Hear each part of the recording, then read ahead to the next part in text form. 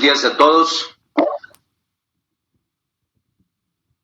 Muy buenos días a todos. Les damos la bienvenida a este medio electrónico con el objetivo de poder informarles pues los principales elementos que tiene la reforma que hemos promovido desde el sector de los trabajadores y del sector empresarial. Está con nosotros pues varios de las personas que técnicamente analizaron esta reforma, que la estuvieron analizando durante casi un año, y representantes de las AFORES y la AMAFORE a través de Bernardo González. Está con nosotros José Luis Carazo representando a los trabajadores, Pedro Sánchez Cuervo, Guillermo Zamarripa, que fueron parte del equipo técnico que se armó junto con el Consejo Coordinador, y por supuesto los representantes directos del Consejo Coordinador, Carlos Hurtado, Javier Treviño. Le doy la bienvenida también a Lorenzo Roel como presidente de la Comisión Laboral del CCE, que también ha tenido una influencia definitoria en la propuesta que hemos podido llevar a cabo junto con el sector de los trabajadores. Para nosotros es importantísimo que ustedes estén informados y entiendan exactamente cuáles son las características y los detalles de esta reforma. Una reforma que es total y absolutamente necesaria en nuestro país, y ahorita les daré algunas cifras de los cuales vean ustedes por qué era importante hacer esto, cuál era definitivamente las alternativas con las que nos topamos, y luego los detalles técnicos de por qué se armó como se armó, y que puedan tener ustedes cualquier pregunta y esté dada la respuesta por parte de este equipo tan talentoso que nos acompaña esta mañana. Así que le doy la bienvenida a casi 1,800 personas, empresarios todos ustedes. Bueno, ya cambió la cifra, ya vamos 1,900, que estamos conectados en este momento con este interés de conocer a detalle qué tipo de reforma estamos, y como he venido diciendo en estos días, ese dilema que tuvimos todos cuando empujamos esta idea entre lo posible y lo deseable. A lo mejor algunos hubiéramos querido que la reforma se presentara a la Cámara con un alcance mayor, a lo mejor otros tenían la idea de que el alcance era bastante adelantado, y al final, bueno, hemos encontrado ese equilibrio después de haber hablado, como se podrán imaginar, con muchísima gente, tratando de que todos estemos coordinados y orientados con una sola idea. Como la mayor parte de las personas que me están escuchando, debo suponer que son empresarios o gente interesada con los sindicatos y con los trabajadores, quiero decirles que esta reforma era total y absolutamente necesaria. Nuestro sistema de la AFORE, que de alguna manera era un reflejo de lo que en el mundo ha pasado con los sistemas de pensiones. En el mundo las pensiones se sostienen con dos pilares o tienen dos alternativas. O lo sostiene el gobierno a través de recursos públicos, los cuales implican impuestos, y los impuestos lo tenemos que pagar las personas físicas o las personas morales, o lo sostienen las cuentas individuales de ahorro, como decimos en México tan coloquialmente, echándole al cochinito, para que al final verdaderamente tengamos una respuesta a la pensión cuando el trabajador se separa. Parte de la crisis que hemos visto siempre en los sistemas de pensión en el mundo es que las pensiones en muchas ocasiones no están fondeadas, y entonces se usa la cuenta corriente, sobre todo del sector público, para poder estar alimentando la pensión que se entrega en el corto plazo. Un problema que tienen las finanzas de todo el mundo, y en cierta manera la de México, es que en el gasto corriente se tiene que utilizar una cantidad creciente de dinero para atender las pensiones que se debieron de haber fondeado en el pasado. Eso nos hereda un problema estructural, y desde el punto de vista macro, desde el punto de vista total de país, nos limita enormemente las capacidades de inversión y las capacidades de orientación del gasto de una forma más efectiva. Entonces, un problema estructural que tenemos en México es la cantidad de dinero que se usa, insisto, de una forma en el gasto corriente, porque las pensiones no habían sido fondeadas. La reforma de 1997 intentó arreglar esto, intentó que el dinero para la pensión fuera fondeado con dinero que realmente sí se ahorraba y realmente sí se guardaba. Y ese dinero quedó individualizado en las cuentas de cada uno de nosotros, de tal manera que cuando llegáramos a la edad de la pensión, cuando llegáramos a una edad donde nos podíamos retirar después de una vida de trabajo, hubiera un dinero guardado del cual podríamos vivir con una pensión ya vitalicia. Bueno, esta idea original tuvo limitaciones, dio verdaderamente algunas ventajas a las cuales me quiero referir, pero lo más importante es estar conscientes de las limitaciones que dio.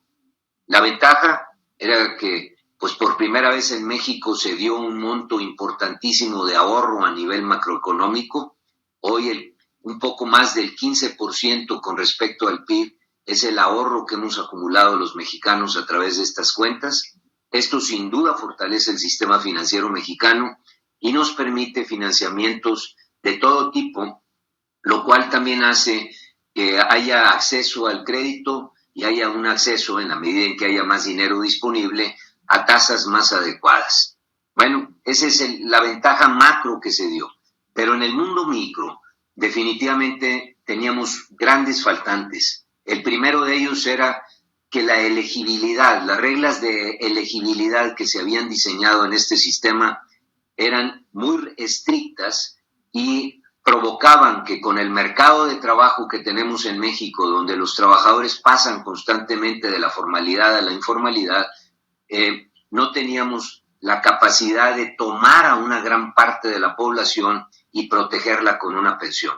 Estaba llegando menos del 30% de los trabajadores, de acuerdo a nuestros técnicos y a los estudios actuariales que se han realizado al respecto, que iban a tener acceso a una pensión. Pero la sorpresa es que, aunque fueran pocos comparado con lo que debería de ser, solamente menos del 30%, la sorpresa era que cuando el trabajador se enteraba de qué tamaño iba a ser su pensión, pues era verdaderamente frustrante conocer que en la recuperación del salario que iba a tener, al haber sido el monto de ahorro tan pequeño, 6,5% por semana de cotización, pues no le alcanzaba en el gran promedio otra vez más que un poco superior del 30% de recuperación del salario. Muy por debajo de los estándares mundiales, pero lo más importante, muy por debajo de las necesidades del trabajador. Esto había que arreglarlo.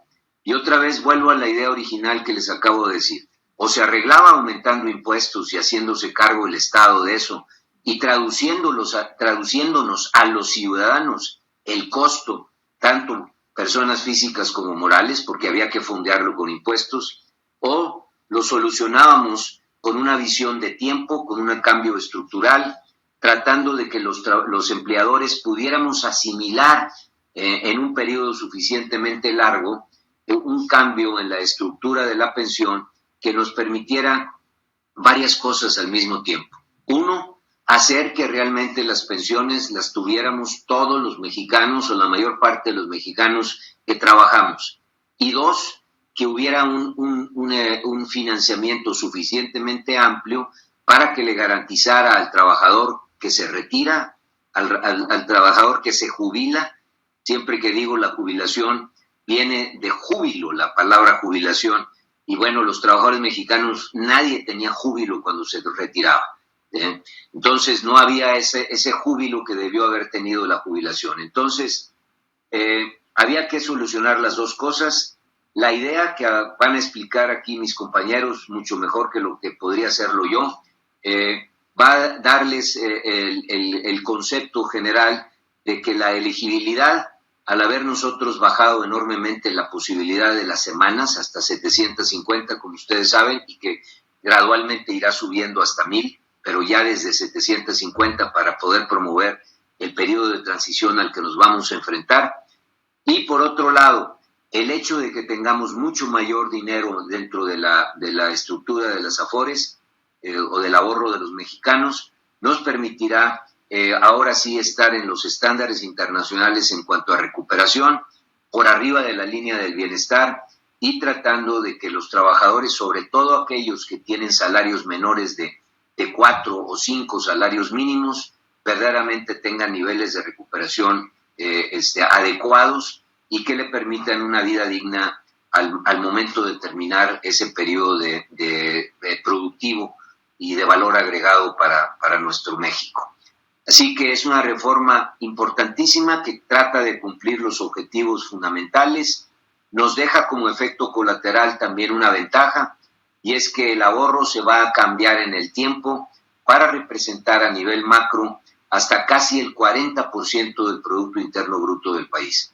Eso nos dejará un sistema financiero también mucho más fortalecido, con capacidad de financiar proyectos cada vez más grandes y con la posibilidad de que nos permita a los mexicanos tener un acceso mayor para la compra de cualquier bien que ustedes estén imaginando, que al final pues es financiado con este dinero de ahorro, como en todos los países que realmente estabilizan sus finanzas adecuadamente. Tarde que temprano esto también le quitará presión a las finanzas públicas, y al quitarle presión a las finanzas públicas nos permitirá una mejor asignación de los mismos, ojalá a través de un incremento de la inversión, que es lo que hemos venido diciendo en el Consejo Coordinador Empresarial. La falta de inversión pública y privada es la limitante más grande que tenemos en nuestro país. Yo dejo la conversación, solamente quería darles esta pequeña introducción, mandarles un saludo muy afectuoso a todos, agradecerles ya en este momento a casi 2.500 personas que están conectadas y que demuestran el interés sobre el tema, y le daré la palabra a Javier Treviño como representante del Consejo Coordinador, como director de todas las orientaciones de política pública dentro del CCE, que va a estar acompañado por todos mis compañeros y amigos de los cuales me referí al inicio de esta conversación. Les agradezco enormemente su interés y espero que una vez que tengan conocimiento a detalle de las ventajas económicas que esto refiere, pero también del compromiso social importantísimo del empresariado mexicano a resolver problemas estructurales de fondo, ustedes apoyen lo que nosotros vamos a proponer y evidentemente nos ayuden a seguirla impulsando para que pase por la Cámara, ojalá con el apoyo de todos los partidos políticos, y que de alguna manera puedan los mexicanos tener solucionado un problema que realmente cambia la vida de cada uno de nosotros y que realmente toca las fibras de cómo poder resolver problemas sociales en nuestro país. Muchas gracias por su atención y le cedo la palabra a Javier Treviño. Muchas gracias, Carlos. Soy Javier Treviño, director general de Políticas Públicas del Consejo Coordinador Empresarial, y agradecemos a nuestro presidente el mensaje que nos pudo presentar esta mañana. Les comento cómo hemos organizado los siguientes pasos en este webinar. Tendremos primero una presentación que ha preparado con todos los elementos o los principales elementos de manera sintética Guillermo Zamarripa, que es director de la Fundación de Estudios Financieros y miembro de la Comisión de Pensiones del Consejo Coordinador Empresarial. Entonces haremos una presentación en primer lugar y después tendremos comentarios por parte primero de Pedro Sánchez Cuervo, que es el presidente de la Comisión de Seguridad Social y Pensiones del Consejo Coordinador Empresarial. Después le pediría al doctor Carlos Hurtado, que es el director general del Centro de Estudios Económicos del Sector Privado, que pueda hacer también comentarios adicionales a la presentación, hacer comentarios breves. Después a Bernardo González, como presidente de Amafore, que nos pudiera hacer sus comentarios adicionales.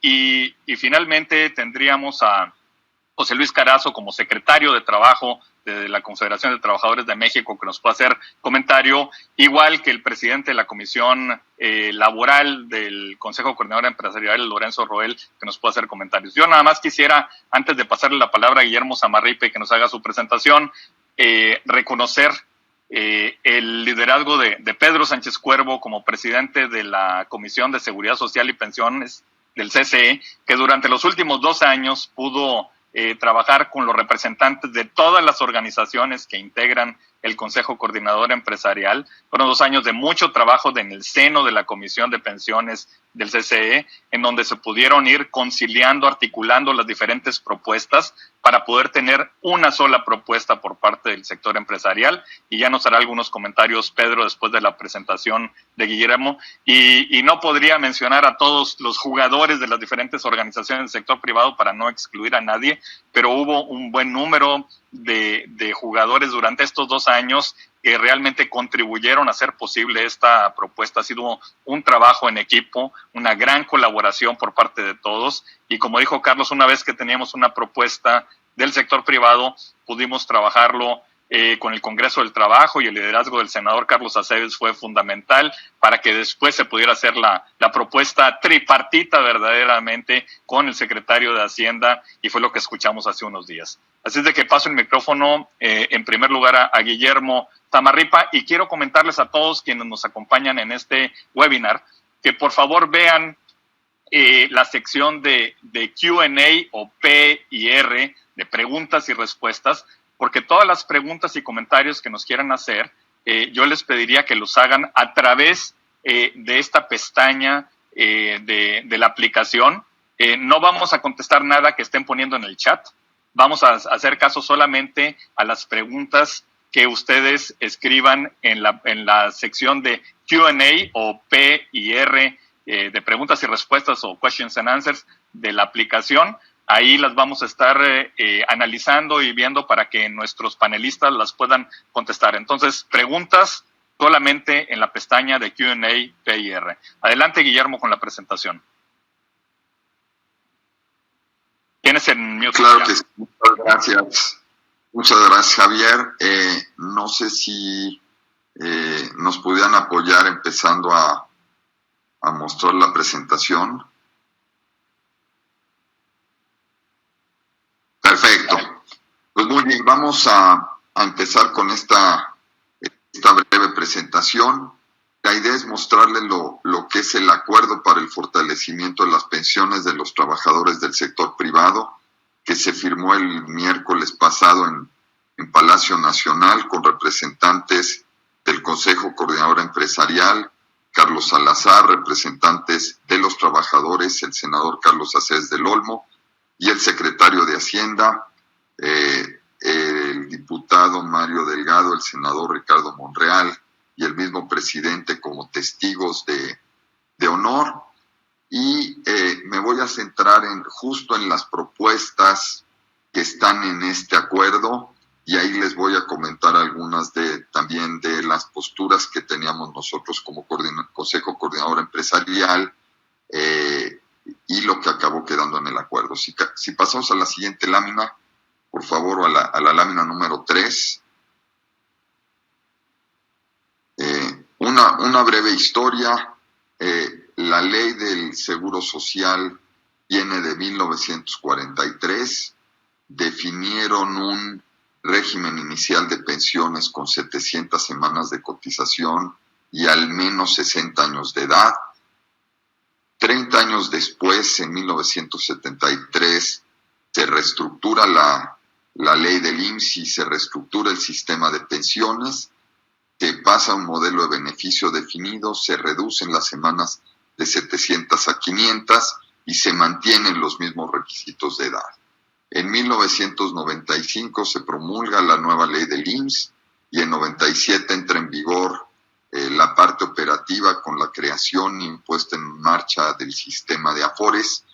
Se cambia el modelo operativo de que estuviera administrado por el IMSS a que los recursos estuvieran segregados en las Afores, pero también se cambia el modelo estructural de un modelo de beneficio definido a uno de contribución definida. Nuevamente se mantienen los mismos requisitos de edad, pero se suben las semanas de cotización a 1,250 semanas, aumentando este requisito de elegibilidad de manera muy, muy importante. 23 años después estamos en un punto donde es muy urgente reformar la ley por 2 fenómenos principales. La cuota de aportación es muy baja, entonces el ahorro para los trabajadores es muy bajo y eso implica pensiones reducidas. Y segundo, el mercado laboral nos mostró ser bastante rígido, entonces llegar a 1.250 semanas va a ser solo una minoría de los trabajadores, aproximadamente el 25% al 30% llegarán. Entonces tenemos un sistema en el cual tenemos ahorro bajo y una participación limitada por la estructura del mercado laboral, que implica que solo una minoría van a ser elegibles para la pensión mínima garantizada. Si pasamos a la siguiente, por favor. La filosofía de la propuesta que hizo el CCE y del acuerdo que se firmó el miércoles es generar bienestar para los adultos mayores a través de una pensión adecuada, una pensión razonable de acuerdo al nivel de ingresos que se tenía en la vida laboral, y no que el pasar a ser pensionado implique una baja del 75, 80, 85% del nivel de ingresos, sino tener un nivel de ingreso razonable. La idea es considerar las características del mercado laboral y las tendencias demográficas y el reto de resolver la desigualdad. Eso es lo que se busca con el acuerdo. Ahora, la pieza principal una de las piezas principales es esta reducción a las 750 semanas que se hace de manera inicial. Aquí la propuesta del Consejo Coordinador Empresarial era dejarla en 750. En el acuerdo Hacienda pidió empezar en 750 e ir subiendo gradualmente a 1,000 semanas. Otro tema muy importante, yo creo que esto es de vital trascendencia para el desarrollo económico y financiero del país, es que esta propuesta se cambiaje institucional existente hoy. Es decir, el sistema de ahorro para el retiro que tenemos, que ha sido una base sólida para permitir una generación de ahorro interno relevante, se va a mantener en operación y van a llegar mayores ahorros, y esto va a implicar mayor disponibilidad de fondos prestables, tanto para el gobierno. El presidente Carlos Salazar, en su introducción a este seminario, entonces, además de resolver el tema social de mejores pensiones, también se está contribuyendo a generar una mejor estructura del sector financiero y mayor disponibilidad de financiamiento.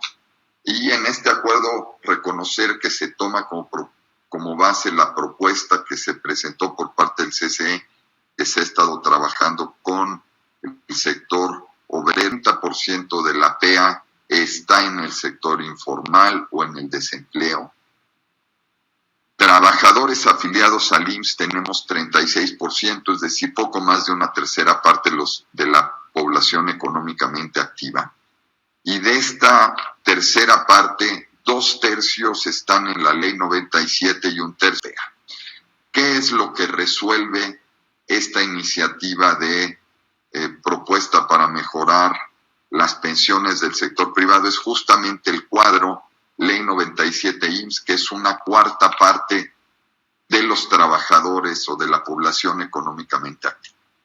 Esto es lo que resolvemos ahora desde el punto de vista fiscal, porque se habla mucho de la presión que tiene el gasto de gobierno por el tema de pensiones.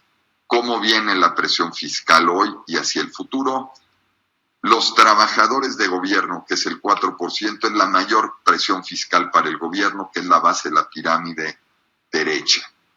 La segunda mayor presión fiscal en cuanto a orden de magnitud son los trabajadores del sector privado de la Ley 73, que las contribuciones que se hicieron no se guardaron en el fondo de reserva y además los beneficios son muy altos en relación con las contribuciones, entonces eso le va a implicar al gobierno un costo fiscal relevante.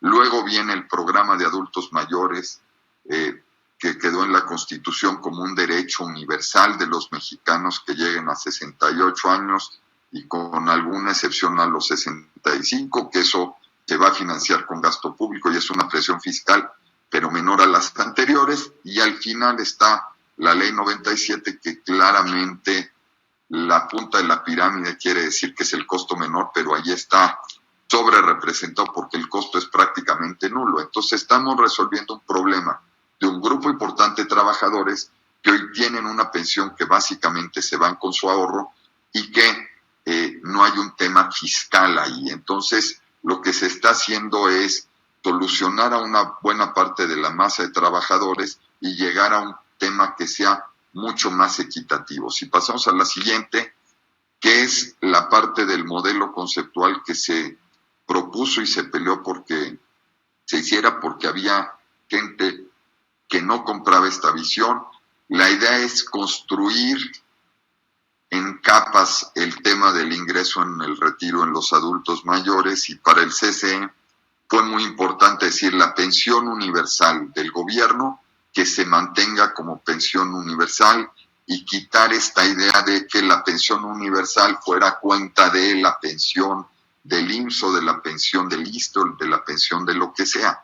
Entonces se mantuvo esta construcción donde está una pensión universal en rojo para todos los mexicanos, los que no cotizan y los que cotizan, y de ahí vienen los distintos esquemas de aportaciones obligatorias, donde está el IMSS para sector privado, está ISSSTE para sector público, regímenes de universidades, Pemex, CFE, etcétera, etcétera, cada uno con sus condiciones, y luego el tema de aportaciones voluntarias que creemos que por construcción. Entonces vamos a las propuestas concretas que se anunciaron en el acuerdo el día miércoles.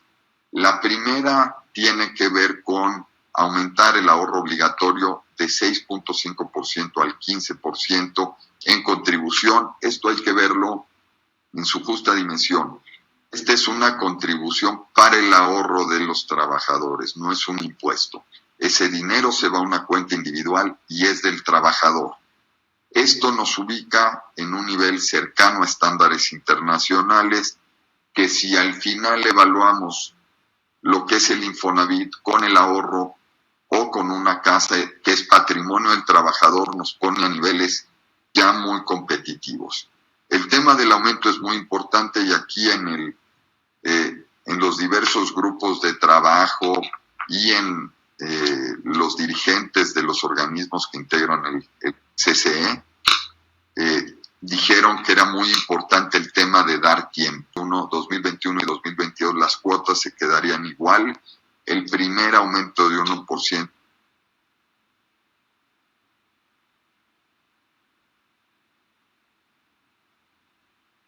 sería a partir del 2023 y se iría de manera gradual a 2030. Entonces estamos hablando prácticamente de 10 años de transición que permiten superar la coyuntura de la crisis y que además permiten asimilar esto en el largo plazo y de manera muy gradual.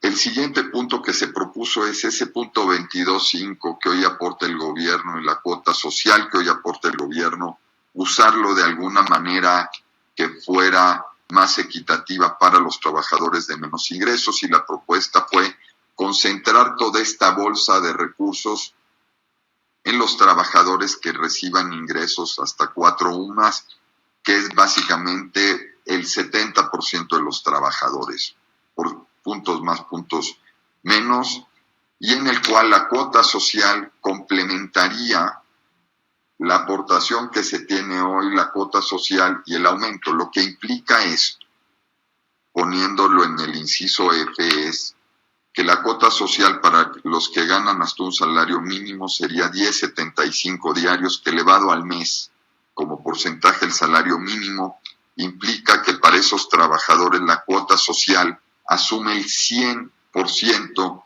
del aumento. No habría aumento para el empresario que tiene trabajadores entre 1 y 1.3 salarios mínimos, y en el otro extremo los que ganan 4 UMAS, la cuota social sería de 6.20 fiscal de los planes privados de pensiones y mitigar el riesgo de longevidad. Entonces aquí hay en estas dos láminas 8 aspectos que no estuvieron en el acuerdo, que son temas adicionales que estaban en la propuesta, y ya en los textos de iniciativa se va a seguir con toda la negociación para incluirlos porque se considera que son importantes. Si pasamos a la siguiente,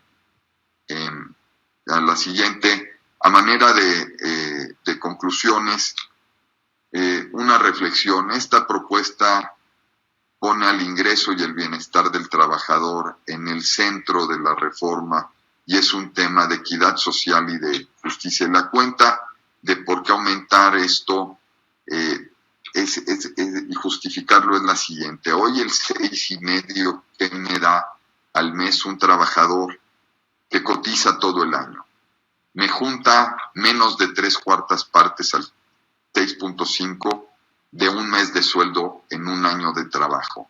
A ese nivel de ahorro tan bajo no hay magia, no hay manera de sacar pensiones dignas. Entonces hoy el sistema no es equilibrio mensual, sino casi 2 meses de sueldo que llevado a una vida laboral es un ahorro razonable que me puede llevar a pensiones adecuadas. Entonces el tema es el compromiso social del sector empresarial, de que hacerse corresponsable, que los trabajadores tengan un retiro digno y el gobierno se hace corresponsable con esa pensión mínima garantizada, que si ahorran y participan van a tener ese piso de ingreso y estamos usando hoy ese dinero que ya le pone año con año el gobierno al sistema para mitigar el impacto en la informalidad y en las MIPYMES. Y también reconocer que esta propuesta no va a resolver el tema de informalidad, no va a resolver los problemas de subdeclaración, no va a resolver el tema de pensiones del gobierno como empleador, como es pensiones estatales en municipios, en gobiernos de los estados, en universidades. Estamos resolviendo solo un problema que es el problema que le atañe al Consejo Coordinador Empresarial de sus trabajadores y que le atañe a los sindicatos o a buena parte de los sindicatos del Congreso del Trabajo y el presidente del Congreso del Trabajo, a la CTM, que básicamente son trabajadores del sector privado. Se está resolviendo este problema y hay un problema grave de pensiones en el país que ya no es responsabilidad de los empresarios. Yo con esto concluyo la presentación. Muchas gracias por la oportunidad de poderles explicar qué se firmó en el acuerdo, qué otras ideas tiene el CCE en mente y cómo vemos algunos de los principales temas que han salido en la opinión pública posteriores al acuerdo. Muchas gracias. Muchas gracias, Guillermo, por la presentación. Les comento a todos los que nos están escuchando y viendo que pueden consultar la presentación que nos acaba de hacer Guillermo en la página de internet del Consejo Coordinador Empresarial. El que lo quiera consultar estará ahí en un rato más. Y ahora pasamos a los breves comentarios de los panelistas. Voy a iniciar con el presidente de la AMAFORE, con Bernardo González, porque tiene una reunión con la Secretaría de Hacienda en unos minutos. Y de todas maneras, Álvaro Meléndez de la AMAFORE va a estar con nosotros para la sección de preguntas y respuestas. Entonces le paso la palabra a Bernardo González. Te agradezco mucho, Javier, y una disculpa, por supuesto, por tener que retirarme. Efectivamente, tenemos una reunión con la Secretaría y, como se podrán imaginar, son muy importantes en este momento. Primero que nada, yo quisiera felicitar sin duda al Consejo Coordinador Empresarial porque desde que Carlos Salazar presentó el programa de responsabilidad empresarial, los ejes de este esfuerzo, pues en los primeros lugares, si es que no el primero, era precisamente el de mejorar, buscar mejoras al régimen de pensiones de los trabajadores del sector privado. Sin duda, creo que ha implicado una labor de diálogo con pues todas las cámaras empresariales muy importantes, que ha recibido además el apoyo de todos los líderes de estas agrupaciones y asociaciones para poder llegar a este gran acuerdo nacional. Es inédito. Desde hace 15 años se ha venido diciendo por parte de muchos expertos, varios de los que estoy muy honrado, por supuesto, de participar en este panel con ellos. Son expertos que lo han dicho desde hace muchos años, la necesidad de mejorar los parámetros del sistema de ahorro para el retiro. Esta reforma tuvo un objetivo en el 97 de lograr una responsabilidad fiscal que se ha alcanzado a lo largo del tiempo, de promover el ahorro y se han logrado, pero quedaba el gran pendiente, irónicamente, pues de lo más importante, de poner en el centro de cualquier esfuerzo de pensiones a los trabajadores. Y justo esta iniciativa y este gran acuerdo nacional se logra, me parece, en un momento muy oportuno, en un momento en el que antes de que tengamos movimientos sociales, tengamos movimientos de inconformidad, como hemos visto en otros países, como Chile, en otros países de la región o del mundo, evidentemente es muy importante este mensaje de responsabilidad que mandan el Consejo Coordinador Empresarial, el sector empresarial de nuestro país, la Secretaría de Hacienda, el Gobierno de México, por supuesto, y también, desde luego, los sindicatos, los trabajadores preocupados por buscar mejores pensiones para todo mundo. Creo que ya no era momento, no podemos asumir más en el contexto que estamos viendo, no solo en México o en el mundo, que haya trabajadores viviendo en edad adulta y en situación de pobreza. Creo que eso no se puede más. Todos estos esfuerzos y estas corrientes para tratar de que haya más equidad, de que haya mayor redistribución del ingreso, creo que esto es una medida y una decisión del Estado mexicano que hay que alabar y sin duda aplaudir. Hay cosas que se están confundiendo, me parece, a veces en la dialéctica del público. Creo que Guillermo Zamarripa ha hecho un resumen muy bueno y acotando muy bien las implicaciones de esta reforma y el alcance.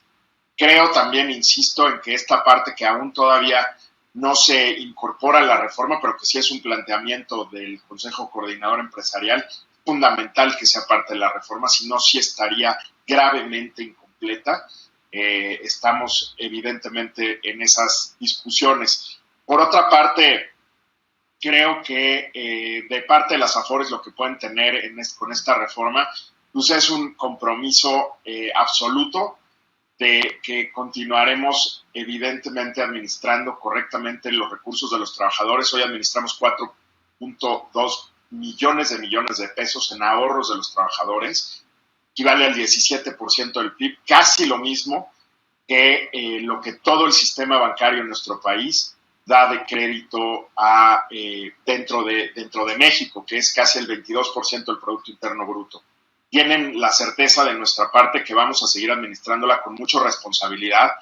Si esta reforma se aprueba y se incrementan las aportaciones, evidentemente habrá más recursos para financiar infraestructura en materia de puertos, carreteras, edificios, empresas. Incluso puede ser un instrumento para continuar desarrollando y creciendo el mercado de valores en nuestro país, los rendimientos para que las pensiones sean aún mayores. Y en el tema de precios, que es un tema que ha sido polémico, reitero el compromiso que hicimos desde el año pasado con los trabajadores y con el presidente de la República, de que las comisiones de las AFORES continúen bajando. Un ejemplo de este esfuerzo que es real es que este año disminuimos en la misma proporción que los 3 años anteriores, que la suma de los 3 años anteriores, las comisiones que cobramos las AFORES. Y si esta reforma se llevara a cabo, se diera, evidentemente podemos acelerar esa tasa de disminución de comisiones para alcanzar los mejores estándares internacionales, que cabe decir, solo para ponerlo en perspectiva, porque luego se dicen muchas mentiras o mitos por ahí, las AFORES cobramos apenas el 90 centavos por cada 100 pesos de saldo que administramos, ¿no? Esta comisión ha bajado en más del 93% desde que se creó el sistema. No hay un producto financiero en México que haya disminuido tanto de precio en tan corto tiempo. En fin, creo que también en la parte de inversiones, se comentó en la conferencia de la mañana del presidente, estará empujando el gobierno el que se pueda aprobar en las cámaras la iniciativa que flexibiliza el régimen de inversión. Esto va a permitir tener ahorros en costos operativos de las sociedades de inversión, de las CIEFORES, para convertirlas en fondos de inversión. Va a permitir que haya inversión directa en proyectos de capital privado sin pasar por el mercado de valores, y va a permitir que haya una serie de operaciones como reporte o préstamo de valores de acciones de renta variable, que evidentemente son muy necesarias para continuar desarrollando el mercado y generar, sobre todo, mayores rendimientos a los trabajadores. Yo hasta aquí me quedaría en el pronunciamiento inicial de parte de Amafore, y de veras creo que hay que reconocer el liderazgo de Carlos Salazar. Con toda justicia ha logrado un acuerdo que era muy complicado y que por muchos años nadie tuvo la capacidad de alcanzar algo así. Entonces, muchas gracias, y aquí estamos para contestar otras. Gracias. Muchas gracias, Bernardo, por tu participación.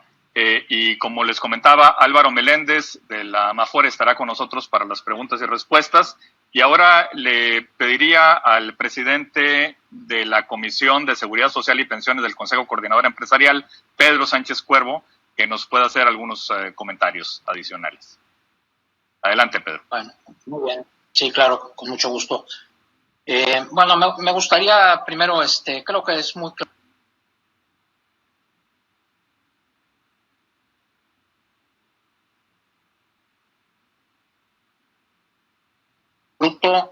Los beneficios de la Ley 73 del Seguro Social. Es un tema que pasa por otra vía. Desde el punto de vista legal, corresponden a una ley que se derogó. Jurídicamente, en mi entender, no se pueden modificar esos derechos. Entonces, mucha de la inquietud de mucha gente que lee y que escucha este tipo de comentarios de cambios o modificaciones al tema de pensiones se preocupa con justificada razón de qué puede pasar con sus pensiones en el ámbito de la Ley 73. Esto no tiene nada que ver con ningún cambio, modificación o ajuste en ningún sentido, ni con la Ley 73, ni con todos los demás sistemas públicos de seguridad social que en México son muy amplios, ¿no? El segundo tema es que este esfuerzo no tiene que ver tampoco con ningún enfoque de índole político. Es un tema eminentemente social, es un tema técnico, es un tema de gestión de capital humano, es un tema de invertir el país en nuestra gente, en nuestros trabajadores. Yo soy muy creyente de que el tema de compensación es un tema de inversión, no de gasto, y esa inversión va a dar resultados y frutos. Entonces, confiemos en que cuando invertimos en nuestras gentes, eso va a tener resultados, va a tener rentabilidad. Sí tiene una connotación de seguridad social y de cobertura social, pero al mismo tiempo es una buena estrategia de negocio el poder invertir en este tipo de soluciones patrimoniales de largo plazo. Y desde luego también reconocer y agradecer el liderazgo de Carlos, porque sí fue muy valioso el mantener una estrategia sólida y de largo plazo en el tema. Déjenme les comento, este tema inició mucho antes de la actual administración de gobierno. No tiene que ver, repito, con un tema de índole político, es un tema eminentemente técnico de una necesidad social y, bueno, se tuvo que concluir en este momento y ese es el momento en que estamos teniendo la oportunidad de hacerlo con la solvencia y con las características razonablemente técnicas que se requieren en un programa de esta naturaleza. Entonces, esas serían las puntualizaciones que me gustaría nada más complementar y desde luego agradecerle a Guillermo porque creo que fue muy clara y muy puntual su explicación con respecto al esquema de operación de estos cambios que se han propuesto y que eventualmente esperemos que el legislativo nos ayude con la aprobación del mismo. Muchas gracias. Muchas gracias, Pedro, por tus comentarios. Le pediría ahora al doctor Carlos Hurtado, que es el director general del Centro de Estudios Económicos del Sector Privado, que nos pueda hacer sus comentarios adicionales. Cómo no, Javier, muchas gracias y buenos días a todos. Bueno, después de la presentación tan extensa y tan completa que hizo Guillermo Zamarripa y de las dos personas que me antecedieron, realmente son pocos puntos los que se pueden decir nuevos, pero me gustaría enfatizar algunos. El primer punto es que esta reforma tiene varias ventajas, tiene algunos problemas que también se han comentado, pero una de las grandes ventajas es esta reforma preserva una de las bases, quizá la más sólida, la más importante, del mercado de capitales de largo plazo en México. Es decir, las AFORES, con el recurso que tienen del ahorro de los trabajadores, pueden financiar recursos para proyectos de largo plazo de inversión productiva, y eso es muy importante realmente. México no tiene muchos años de contar con un mercado de capitales de esa forma. Segundo, una gran ventaja que me parece que no se dijo con la sencillez que yo le entiendo, por lo menos, es que con esta reforma, alrededor de 60 o hasta 70% de todos los trabajadores van a poder tener una pensión ya sea autofinanciada, digna o con una pensión mínima garantizada. Si hubiéramos seguido o si seguimos con la ley actual, debido a las razones que mencionó Guillermo, solamente alrededor de un 25% tendrían acceso a ese tipo de pensión. Tercero, a mí me parece que comparando con lo que sucede en otros mundos, y déjenme echarme un poco para atrás, en otros países, déjenme echarme un poco para atrás en esto, todos los países que han ido a un sistema de cuentas individuales han tenido que hacer correcciones. Colombia, Chile, etcétera, ¿no? En el camino. ¿Por qué? Bueno, porque son esquemas de muy largo plazo y suceden cosas que eran imprevistas al principio cuando se hicieron los sistemas. Y en varios de esos, el sistema ha migrado de uno basado casi 100% en el ahorro privado, ¿no? A uno en donde el gobierno se hace más solidario y se migra, digamos, parcialmente hacia un sistema más mixto. Esto ha pasado en Colombia, en Chile, y me parece que es una característica positiva también de esta reforma. Me gustaría también enfatizar algo que sí mencionó Guillermo, pero lo quiero repetir porque es muy importante, que la reforma sí implica a la larga mayores costos para las empresas y sí tiene algo que podría ser un incentivo hacia la informalidad del mercado laboral. Sin embargo, contempla la reforma mitigantes importantes para esto. Hay un periodo de gracia para las contribuciones de las empresas de 2 años al principio, y después el aumento de las contribuciones se lleva 8 años. Es decir, hay una gradualidad muy importante. Y lo que es muy importante, o quizá más, hay un periodo en donde no van a subir las contribuciones, que son los próximos 2 años. Y segundo, el dedicar la contribución del gobierno para que los empleadores no tengan que enfrentar el aumento en las contribuciones por sus empleados de los más bajos salarios, entre 1 y 3 salarios mínimos, es muy importante para mitigar el incentivo a la informalidad. Enfatizar algo que también Guillermo dijo, que la informalidad en realidad tiene que ver con muchos aspectos, no solamente con el tema del precio relativo de la formalidad versus la informalidad, sino con temas que tienen que ver con Estado de Derecho, aplicación de la ley, etc. Pero es importante decir que del total de los trabajadores formales que hay en México, el 70% de estos trabajadores tienen entre 1 y 3 salarios mínimos. Por lo tanto, los patrones van a recibir un alivio en la contratación de estos trabajadores. Y, por otro lado, en términos de los costos que enfrentan las MIPYMES, creo que Guillermo lo dijo, para las MIPYMES, el 80% de sus empleados son trabajadores de entre 1 y 3 salarios mínimos, más que la totalidad, que es el 70%. Entonces también va a haber un alivio por ese lado para los costos en este tema de pensiones. La tasa de reemplazo es, cuando yo me pensiono, mi pensión cuánto ocupa de lo que yo ganaba o cuánto representa de lo que yo ganaba cuando estaba trabajando. Digamos, una manera fácil de explicarlo. Con el sistema actual, si no se reforma, muy pocos llegan a tener una pensión mínima garantizada, y las tasas de reemplazo para quienes no cumplen con los 25 años de servicio, con las 1.250 semanas, es ínfima. Llega a ser un 10-20% quizá de los sueldos que los trabajadores ganaban cuando estaban trabajando. Con la reforma se llegan a tasas de reemplazo a partir de los 750 semanas de cotización, que son similares a las de los países de la OCDE. Entonces, esto es una gran ganancia que se tiene. Como dijo Carlos Salazar al principio, no es la reforma perfecta, pero es la reforma que se puede en estos momentos, y eso me parece que es un paso muy importante.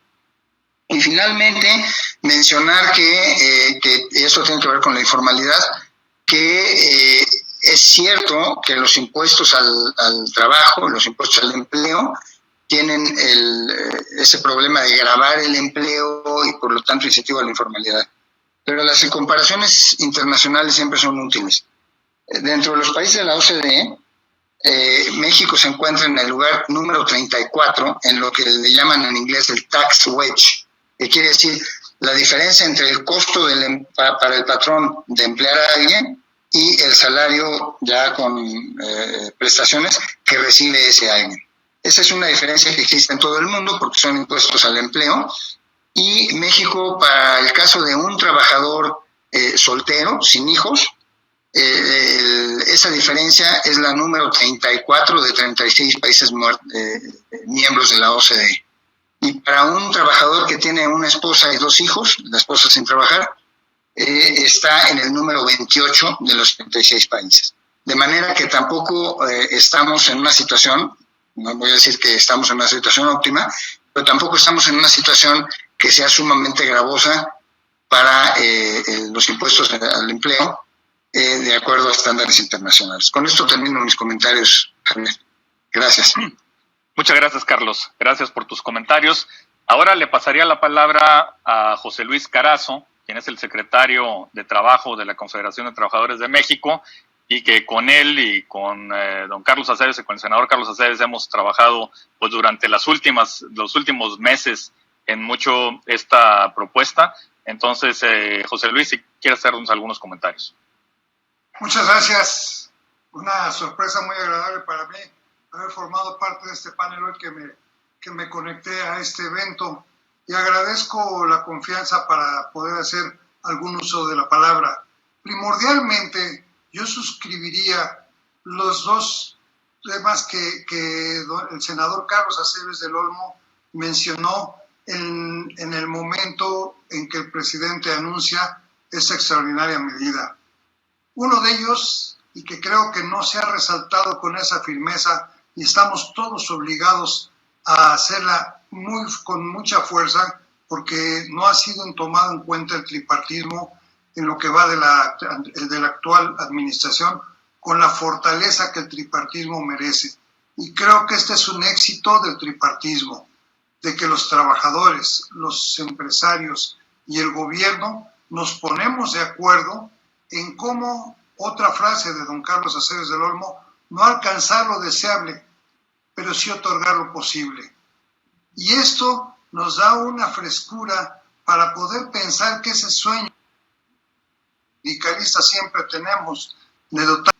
Esto, aunque parecen palabras que solamente esbozamos quienes nos dedicamos al sindicalismo, genera una serie de trastornos en toda la parte social y económica de este país. Hoy, a través de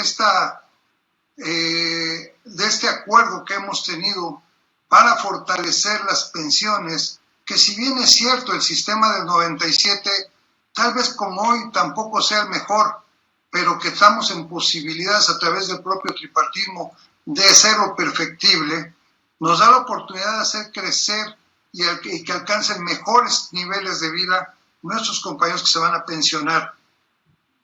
Consideramos que realmente hemos hecho todos un gran esfuerzo. Es bueno comentar que el 83% de los trabajadores que se encuentran inscritos hasta marzo, tomamos el dato de marzo porque es sano quitar la etapa de esta pandemia, que esperamos todos que en determinado momento nos regrese la recuperación económica y social del país. El 83% hasta marzo eran trabajadores de 1 a 5 salarios. Esto nos pone en la disyuntiva que si no hacíamos algo por las pensiones, lo único que íbamos a esperar en el futuro era realmente tener cada vez más, y al agotamiento del bono democrático del bono demográfico que tenemos, una certeza mayor de tener un buen mercado interno. ¿Qué fortalece esto? Fortalece al sector financiero, quien va a ver crecer sustancialmente el ahorro que aportan los trabajadores a través de las AFORE. ¿Qué fortalece? Fortalece la certeza de un gobierno que constitucionalmente tiene la obligación de otorgar los derechos fundamentales que están consagrados en la Constitución, y 2 de ellos son el derecho a la salud y el derecho a la alimentación. Cuando se arrancó esto, en el año de 1997, había 16 o 17 trabajadores esperando a un pensionado. Hoy estamos en la situación de que 7, 8 aportadores por un pensionado, pero en 10 años aproximadamente esto nos da la vuelta.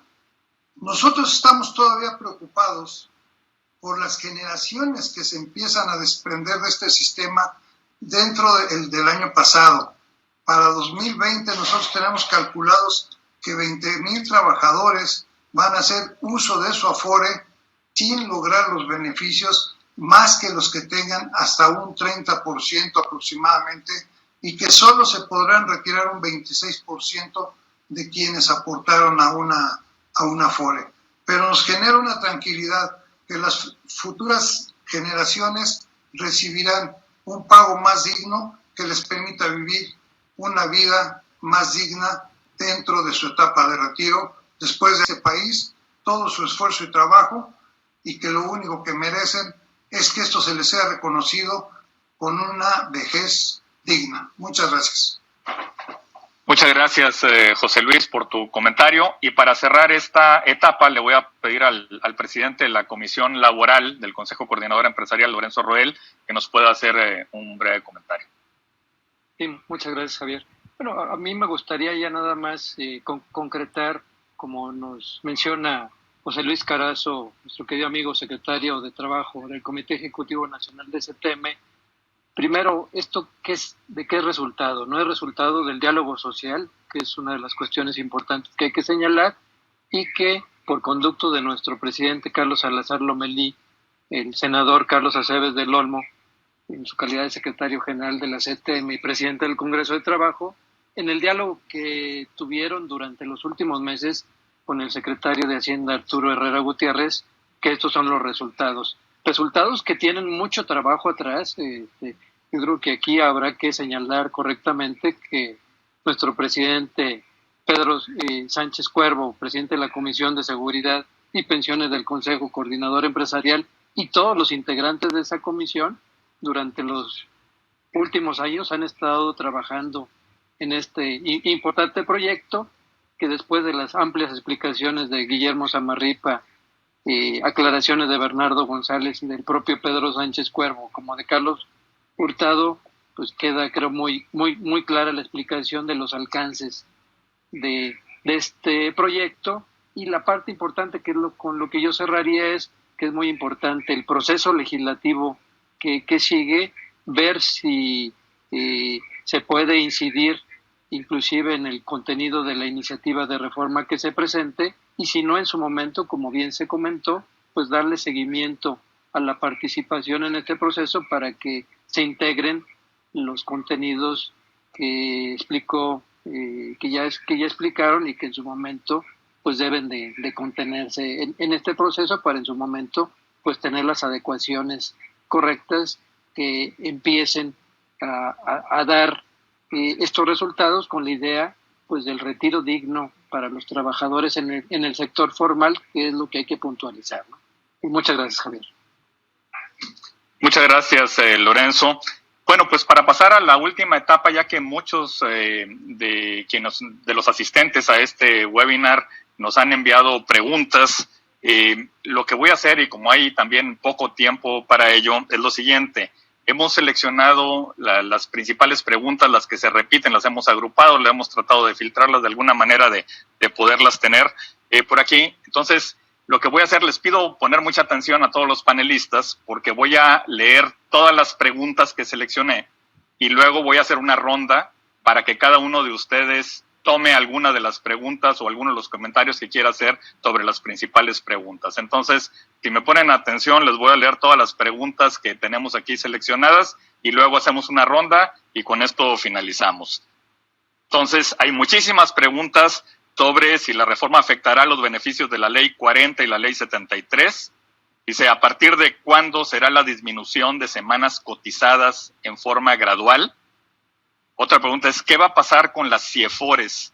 ¿Quedarán como han estado hasta la fecha, administradas por el sector privado y algunas público, o se fusionarán en una sola administrada por el gobierno? Luego hay limitantes para poder invertir los recursos de las Afores en los mercados globales, sobre todo por lo limitado que son las dos bolsas, la Bolsa Mexicana de Valores y la Viva, en cuanto a acciones con liquidez y con buenos rendimientos. La tendencia de incremento en cuotas del 5.5 al 13 será de manera gradual. Creo que eso ya lo vimos, pero de todas maneras hay que comentarlo. Luego otra, ¿se tiene contemplado algún beneficio fiscal para los patrones debido al aumento de las cuotas?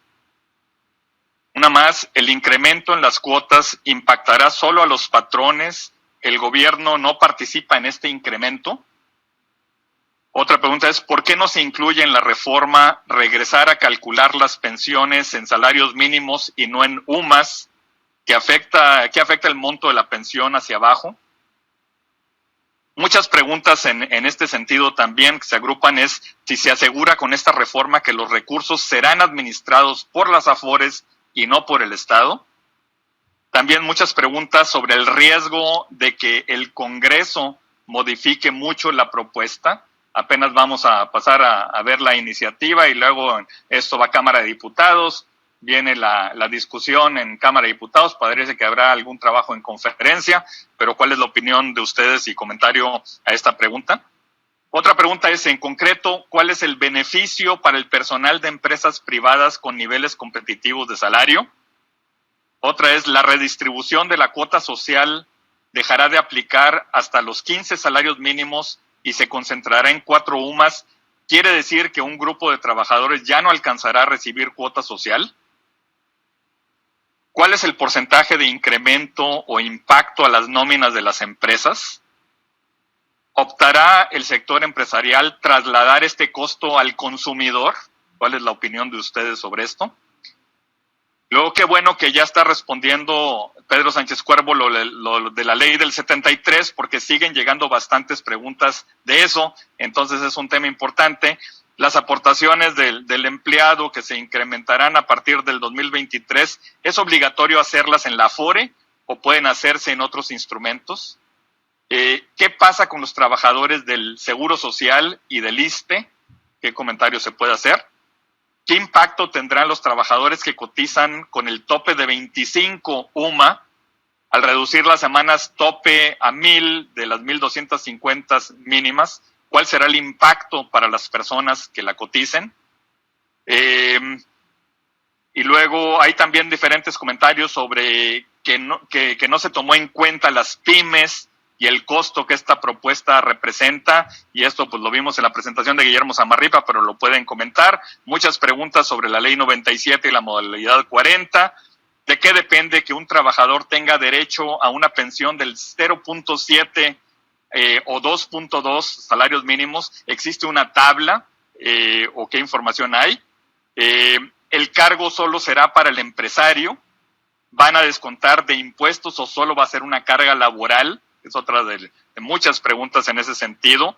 Y aquellos que tuvieron negativa de pensión de generación Afore con más de 750 semanas y menos de 1,250, ¿podrán acceder al beneficio de la pensión mínima? ¿Cuál es el esquema de transición? Entonces, estas son, en resumen, las preguntas. Voy a hacer otra ronda para que puedan hacer sus comentarios y que podamos concluir pues más o menos como a las 11:30, 11:40. Empiezo con el presidente de la Comisión de Pensiones, Pedro Sánchez Cuervo, que nos quieres hacer algunos comentarios sobre todas estas preguntas. Bueno, sí, son muchas preguntas. Vamos a tratar de contestar la mayoría de ellas. Primero, este cambio es exclusivamente aplicable a las derechohabientes que cotizan bajo el régimen de la ley 97. No afecta en lo absoluto y no tiene ninguna implicación para la ley 73. Hice algún comentario en su momento, pero digamos que quede muy claro que esto no tiene nada que ver con modificar, cambiar, extinguir derechos del régimen de transición de la ley 73. Esto es solo para mejorar el alcance de las pensiones de la gente que cotiza a partir del 1 de julio de 97, es decir, que tiene exclusivamente como sustento patrimonial lo que tiene acumulado en su Afore.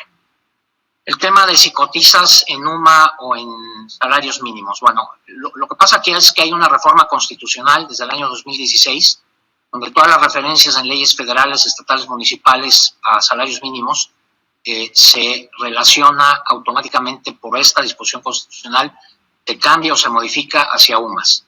Si ustedes preguntan, o si son los responsables directamente del tema de cotizar al Seguro Social, se darán cuenta que desde ese momento siempre se ha cotizado como tope en 25 UMAS. 25 UMAS es un tope de salario de cotización al día de hoy de 65,161 pesos. Ni se aporta ni se reciben beneficios por encima de esta cantidad.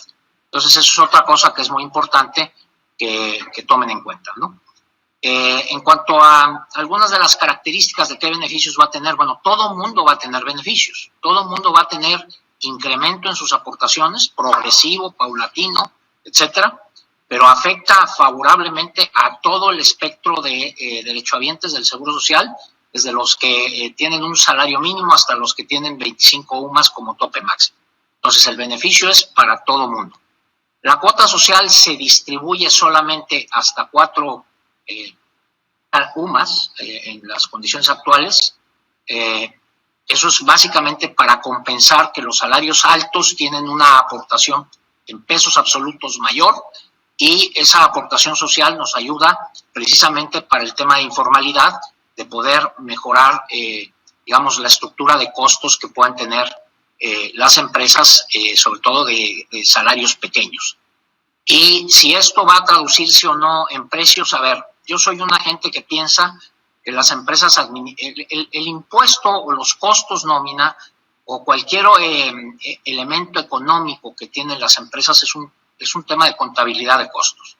Al final del día, la gestión de este tipo de temas, igual que salarios, igual que otro tipo de prestaciones que las hay y mucho en muchas empresas, es un tema de financiarlo con productividad, financiarlo con la estructura de precios que tiene la empresa hacia sus bienes y servicios. Entonces, eso es un tema que, como cualquier costo de operación, incide en forma igual y similar cualquier otro de estos temas, que, como la luz o como cualquier otro insumo económico que tienen las empresas en su estructura de costos.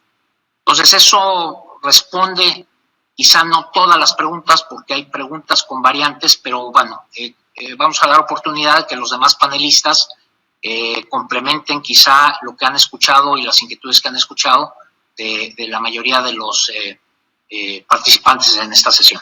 Gracias. Gracias, Pedro. Gracias por tus respuestas. Le pediría ahora a Álvaro Meléndez de la Amafore, porque hubo varias preguntas vinculadas, de tal manera de que nos pueda hacer sus comentarios. Muchas gracias, Javier, con mucho gusto. A mí me gustaría hacer comentarios sobre algunas preguntas, 3, 4 preguntas. La primera es la duda o la inquietud sobre la Afore única. Yo lo que les diría es que prácticamente con este anuncio que dio el presidente de la República, incluso él mismo lo comentó, está a favor, digamos, del sistema que existe hoy en la administración de los recursos, y evidentemente, digamos, no tienen la idea, y lo comentó de manera muy puntual, de tener una Afore única. Es decir, el sistema como lo conocemos hoy seguiría existiendo en beneficio de los trabajadores y otorgando, digamos, muy buenos rendimientos para todos los trabajadores que aportamos al sistema. Esa es, digamos, la primera pregunta. La segunda, que tiene que ver sobre límites de inversión en el extranjero. La mayoría de ustedes sabe, hoy existe un límite de inversión para las Afores que inviertan, digamos, en el extranjero del 20%. Esto está puesto en la ley, y hay una propuesta que se ha estado discutiendo, digamos, en los últimos meses sobre ampliar estos límites. En realidad, ampliar estos límites de inversión en el extranjero. Entonces, yo les diría, ya está planteado sobre la mesa, no está en la propuesta, digamos, que se planteó en días recientes por el presidente de la República y el CCI y todos los demás participantes, los trabajadores y demás, pero sí ha estado, digamos, en el Congreso y ha sido discutida, y esperemos que pronto tengamos una respuesta al respecto. Sobre el incremento de las cuotas graduales, yo les comentaría que sí, que está planteado 8 años, es decir, es un incremento que empezaría a partir del 2022, según lo que comentó la Secretaría de Hacienda, y sería gradual, digamos, a través de 8 que se plantea en la cuota social para los trabajadores de menores salarios. Prácticamente a través de esta cuota social se está gran parte dependiendo del nivel salarial de los trabajadores. Es decir, por ejemplo, para un trabajador de un salario mínimo, prácticamente a través de la cuota social se estaría cubriendo el incremento al 15%, y así sucesivamente, conforme aumente el nivel salarial del trabajador, va cubriendo una buena parte, digamos, la cuota social, y conforme aumente el salario va disminuyendo eso hasta que llegue a 4 UMAS. Yo lo dejaría aquí, Javier, y más adelante seguimos con. Gracias, Álvaro. Le pasaría ahora a Guillermo Zamarripa si nos quiere hacer algunos comentarios sobre algunas de las preguntas que no se hayan tocado. Sí, claro, por supuesto. Voy a empezar justo con algo en la cuota social, porque hay la inquietud de que era hasta 15 y tenían cuota social y ahora ya no van a tener, sino solo hasta 4 UMAS. La cuota social, como operaba antes, se aportaba el 6,5 y la cuota social era un extra, que se mantenía fijo en pesos y proporcionalmente iba siendo más pequeño para mayores salarios. El modelo de aportación de esto cambia. Ahora todos los trabajadores van a tener una aportación del 15% acabando la transición. Lo que hace la cuota social es que cambia la mezcla de cuánto paga el trabajador, siempre paga lo mismo, el 1 punto y cachito, y cambia la mezcla de cuánto del remanente lo paga. Se considera que no hay una afectación y todos los trabajadores quedan exactamente igual. Ahora, esto me lleva al siguiente punto. El gobierno participa aportando en la cuota social, pero también el gobierno va a participar en el tema de la pensión mínima garantizada. Si el ahorro no es suficiente, el gobierno va a poner la diferencia. Entonces, yo creo que aquí es donde tanto empresarios participan, pero también el gobierno va a poner una parte de esto. Ahora, como está diseñada la transición, por la preocupación del aumento en costo, nos hemos centrado en el tema de la gradualidad, de cómo entra en vigor la reducción de las semanas. Lo que tenemos hasta ahorita es que el nuevo esquema de reducción de semanas entra de manera inmediata. ¿Qué quiere decir? Que alguien que, si esto entra en vigor el 1 de enero del 2021, tiene los 60 años y cumple las 750 semanas en febrero, marzo del 2021, ya va a ser elegible, aunque el tema del aumento en cuota no haya estado. Entonces, yo creo que esa es otra parte de la gradualidad que es importante tenerlo. Después, otro comentario que decían del riesgo en el Congreso. Siempre ir al Congreso con una iniciativa, sea la que sea, tiene un riesgo de cambios, y yo creo que va a ser muy importante estarle dando seguimiento